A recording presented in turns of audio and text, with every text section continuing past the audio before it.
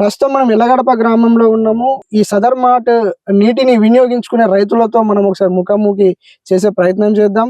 మరి వారి సమస్య ఏమున్నది, మరి ప్రభుత్వంలో ఉన్నటువంటి ఈ కాంగ్రెస్ ప్రభుత్వ ఇక్కడ ఎమ్మెల్యే కావచ్చు, మరి వివిధ ఇరిగేషన్ డిపార్ట్మెంట్ సంబంధించినటువంటి అధికారులు కావచ్చు, మరి ఇక్కడ ఉన్న రైతులకు ఎలాంటి భరోసాను ఇస్తున్నారు, మరి ఇప్పుడు వచ్చేటువంటి వర్షాలకు ఇక్కడికి మరి సదర్ మార్ట్ నుంచి నిజంగానే వాటర్ వస్తాయా, లేకపోతే వాటర్ వచ్చినాయనే భ్రమతో ఇక్కడ పంట వేసుకోమంటారా, మరి ఇక్కడ ఉన్నటువంటి ఏదైతే కాలువ అక్కడక్కడ ప్రధానంగా మొత్తం డ్యామేజ్ అయ్యి ఉన్నాయి, అవిటికి తాత్కాలిక కాకుండా శాశ్వత పరిష్కారం చూపమని రైతులు కోరుతా ఉన్నారు. మనతో పాటు రైతు లక్ష్మణ్ అనే వ్యక్తి మనతో పాటు ఉన్నాడు.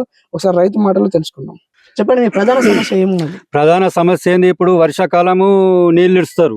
నీళ్ళు ఇడిచిన తర్వాత ఫుల్ కాలువ రాగానే కాలువలు తెగిపోతాయి. మళ్ళీ రైతులు ఏంది పంటల టైంకు నీళ్లు కాలువ తెగిపోగానే మళ్ళా 15 రోజులు 20 రోజులు మళ్ళీ అట్లా బాధపడుతుంటారు. మళ్ళీ ఏసంగి అంటే మొత్తం పంట నోట్లకు రాగానే కాలువ నీటినే బంద్ చేస్తారు. ప్రధాన ముఖ్యమైనది ఇదే, మాకు ఏసంగి పంట కాలువ నీళ్ల కోసము ఖచ్చితంగా మాకు సదర్ మార్ట్ నుంచి వేరే కాలువ శాశ్వత పరిష్కారం చేయాలని రైతులు అందరూ డిమాండ్ చేస్తున్నారు. అయితే ఇంతకు ముందు సీఎం రేవంత్ రెడ్డి వచ్చి మరి కొనుకల్ దగ్గర సదర్ మార్ట్ బ్యారేజ్ నే కదా ఆయన ఓపెనింగ్ చేసిండు, మరి అప్పుడు ఎమ్మెల్యే స్పందించలేదా? మీరు ఎమ్మెల్యే వద్దకు తీసుకుపోలేదు ఈ సమస్య? మరి ఈ సమస్య తీసుకుపోయినాం గానీ అంతట్లకే ఆగిపోయింది అది. ఓకే, ఇప్పుడు సదర్ మార్ట్ నీళ్ళు అనేది అది కొంత ప్రాంత ప్రజలకైనా ఒక 4 మండలాలకు కూడా ఉపయోగపడుతుంది. అది సదర్ మార్ట్ కాలువ అంటే కానాపురం నుంచి పడితే దిలార్పూర్, ఎల్లాపూర్, లింగాపూర్, మాసాయిపేట, ఎలగడప, మధ్యపడిగే ఈ బెల్లాల దాకా ఈ నీరు అందాలి మాకు. ఓకే, ఇప్పుడు నీటి సమస్య ఇంత ప్రధానంగా ఉన్నది. మీరు బీఆర్ఎస్ ప్రభుత్వంలో మరి స్థానిక ఎమ్మెల్యే రేఖా నాయక్ గారు ఎలా స్పందించారు? ప్రస్తుతం ఉన్నటువంటి బొజ్జు పటేల్ అనే ఎమ్మెల్యే ఉన్నారు కదా, అప్పుడు ఎలా స్పందిస్తున్నారు? రేఖా మేడం స్పందించింది. కాలువ తెగిపోయినప్పుడు స్పాట్ లైట్ అని కాలువ గన్లు ఉంటే గోసంపల్లె దగ్గర కట్టిపిచ్చి మళ్ళీ నీళ్లు సరఫరా చేసింది. ఇప్పుడు ప్రస్తుతము మన ఎడమ బొజ్జు గారు ఉన్నారు, ఆయనకు కూడా తెలియపరచాలా మీరు విలేకరులు?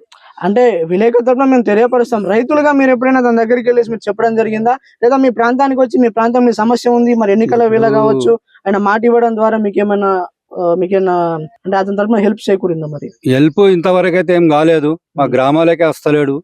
ఏదైనా సమస్య చెప్పుకుందామంటే మా గ్రామాలకు కూడా వస్తలేడు. ఎమ్మెల్యేకు ఇక మన సర్పంచ్ ఉప సర్పంచులు వాళ్ళే వేస్తారు కానీ ఇక రైతులు ఏడా చేయగలరు. అంటే నా మాట ఎంక్వైరీ పరంగా మిమ్మల్ని చూస్తే సీనియర్ సిటిజన్ గా ఈ ఎలగడపలో మిమ్మల్ని లక్ష్మణ్ రాపర్తి అని చెప్తా ఉంటారు. మరి ఇలాంటి రాపర్తి లక్ష్మణ్ గారు మరి ఎమ్మెల్యే దగ్గరికి ఎందుకు పోలేకపోయినారు? సమస్య ఎందుకు చెప్పలేకపోయినారు? రైతులంతా ఏకమైతే పోగలుగుతాం మేము. రైతులు కట్టడి లేక కూడా మాది కూడా కొంచెం పొరపాటు ఉన్నది. ఇది ఇక్కడ ఖానాపూర్ నియోజకవర్గంలో ప్రస్తుతం రైతులు అనుభవిస్తున్నటువంటి ఇది దీనగాథగా చెప్పొచ్చు. మరి రానున్న రోజులలో భారీ వర్షాలు ఉన్నాయంటున్నారు. ఆ భారీ వర్షాల వల్ల నీటిని మనం ఎంత నిల్వ చేసుకుంటే మనకు అంత పంట కూడా నీళ్ళు అనేది చాలా ఉపయోగపడతాయి. కాబట్టి ప్రభుత్వ అధికారులు స్పందించి మాకు తాత్కాలికమైనటువంటి ఈ కెనాల్ కాదు, మాకు శాశ్వత కెనాల్ని ఇస్తూ ఇక్కడ ఏదైతే 12,000 ఎకరాలకు సంబంధించినటువంటి మన సదర్ మార్ట్ ఆయకట్టు చివరి ప్రాంతాలు ఉన్నాయో ప్రతి ప్రాంతానికి ప్రతి ఒక్క ఎకరాకి చివరి ఆయకట్టు దాకా నీరిస్తామని చెప్పినటువంటి ఎవరైతే ఎన్నికల హామీ ఇచ్చినటువంటి బొజ్జు పటేల్ గారు ఉన్నారో స్థానిక ఎమ్మెల్యే. కాబట్టి మరొకసారి ఇక ఎలగడప గ్రామ ప్రజల తరపున అయితే ఇక్కడ ఎలగడప గ్రామ ప్రజల తరపునే కాదు ఈ సదర్ మార్ట్ చివరి ఆయకట్టు ప్రజల తరపున కూడా వీళ్ళు ఒకటే కోరుతా ఉన్నారు, మాకు నీటిని నిల్వ ఉంచండి, మాకు అవసరం ఉన్నప్పుడు నీళ్ళు ఇవ్వండి. వర్షాకాలం వస్తుంది, అక్కడక్కడ మరి కెనాల్ కూడా తెగిపోయిన సందర్భం ఎంతైనా ఉంది. కాబట్టి మరి ఎండాకాలం ఎలాంటి పని చేయలేదు, వర్షాకాలం వస్తే మళ్ళీ తెగిపోతుంది. మళ్ళీ తెగిపోగా ఒక 20 నుంచి మన 4 రోజుల పాటు మేము ఇలాగే ఉండిపోవాల్సి వస్తుంది. కాబట్టి మరి రైతుల మీద ఇంత చిత్తశుద్ధి లేదా, మేము మరి ఇక్కడ ఎమ్మెల్యే గారికి ఓటేసి గెలిపించలేదా అని చెప్పేసి ఇక్కడ ప్రజలు అంటా ఉన్నారు. సో దీనికి అంతా ఒకటే మార్గం ఉంటది. కాబట్టి మీరు ఎమ్మెల్యే గారు మీరు స్పందించాలి. మీరు ఎక్కడున్నా కానీ ఈ ప్రాంతంలో ఉన్నటువంటి కెనాల్ ని సందర్శించాలి.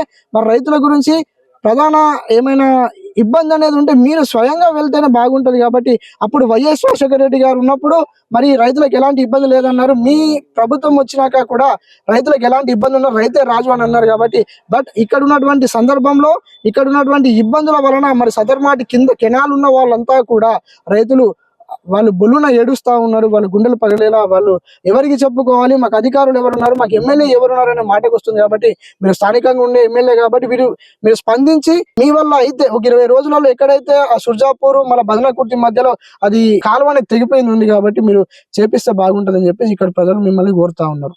స్థానిక ఎమ్మెల్యే ఎవరైతే బొజ్జు పటేల్ గారు ఉన్నారో మరి రైతుల సమస్యల పైన అతను ఎలా స్పందిస్తున్నాడు, అలాగే సదర్ మార్ట్ ఈ రైతులకు తను ప్రస్తుతం ఎలాంటి హామీ ఇస్తున్నాడు అనేది మనము ఇక రైతు సమన్వయ సమితి అధ్యక్షులు ఇక్కడ అపవాద్ రాజేంద్ర నాయక్ గారు మనతో పాటు ఉన్నారు. వారి మాటలు అడిగి తెలుసుకుందాం.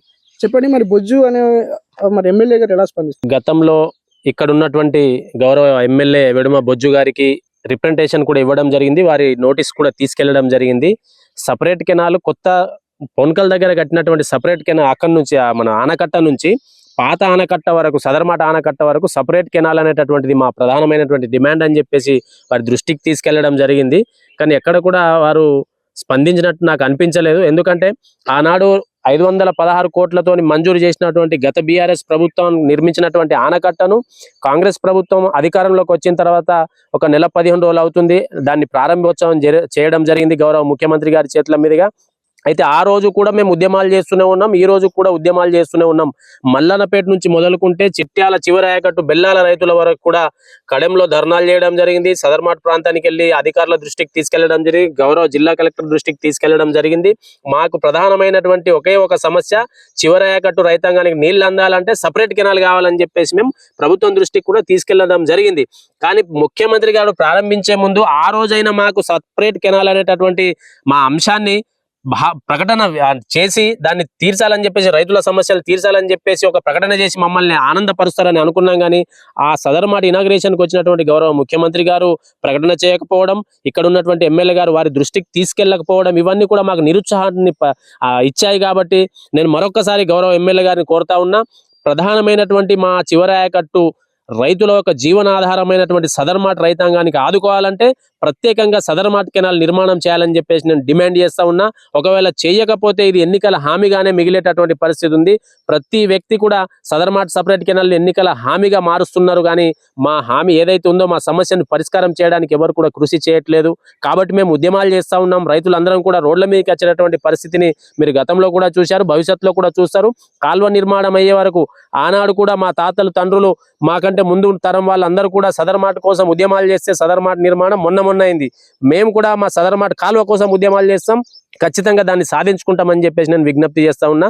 ప్రభుత్వం స్పందించి మాకు సపరేట్ కెనాల్ నిర్మాణం చేయాలని చెప్పేసి నేను డిమాండ్ చేస్తా ఉన్నా. అయితే ఇక్కడ వచ్చే సదర్మాట్ నీరు మొత్తం ఎన్ని ఎకరాల వరకు నీరు రాబోతా ఉన్నది, ఎన్ని ఎకరాలు పండడానికి సదర్మాట్ నీరు ఉపయోగిస్తారు? పాత సదర్మాట్ ఆనకట్ట ద్వారా దాదాపు 12,000 ఎకరాలకు సాగునీరు అందుతుండే.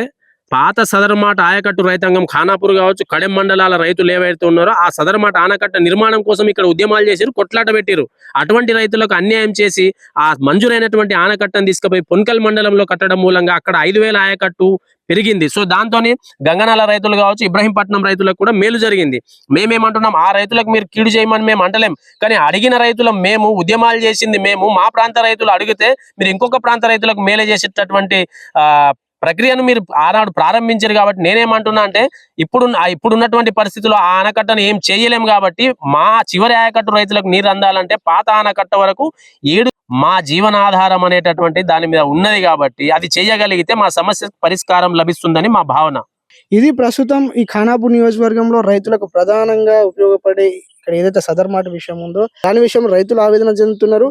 దాని విషయంలో ఉద్యమాలు కూడా చేస్తున్నాడు. అయితే రానున్న రోజులలో ఇప్పుడున్న కాంగ్రెస్ ప్రభుత్వం రైతు రాజ్యమే మా రాజ్యం అని చెప్పుకొని ఎంతో మంచి గొప్పలు చెప్పుకున్న ప్రయత్నం వాళ్ళు చేస్తూ ఉన్నారు. కాబట్టి ఇక్కడ రైతులకు శాశ్వత పరిష్కారమే మేలు, లేకపోతే రానున్న రోజులలో ఉద్యమాలు మరిక తప్పవని చెప్పేసి వాళ్ళు ఇప్పుడు చెప్పగానే మనతో పాటు చెప్తా ఉన్నారు. సో దీన్ని ఈ ప్రభుత్వం దృష్టిలో పెట్టుకొని ఇక్కడ ఉన్నటువంటి రైతులకి, అలాగే ఇక్కడ చివరి ఆయకట్టు ప్రాంతాలు అంటున్నామో పెద్దూరు తాండా కావచ్చు, అలాగే పక్కన ఉన్నటువంటి ఇప్పుడు అన్నగారు చెప్పినట్టు కొన్ని ప్రదేశాలకు కావచ్చు, అయితే ఈ నీటిని పంపిస్తేనే చాలా బాగుంటుంది. లేకపోతే ఫ్యూచర్ ఇక్కడ ఉన్నటువంటి రైతులు ఎదుర్కొనే అదైతే ప్రధాన సమస్య కారకులు కాంగ్రెస్ ప్రభుత్వం అవుతుంది. కాబట్టి సో దానికంటే ముందుగానే ఇప్పుడు రాబోయే పంటకు శాశ్వత పరిష్కారం చూపుతూ మరి నీరును అందించే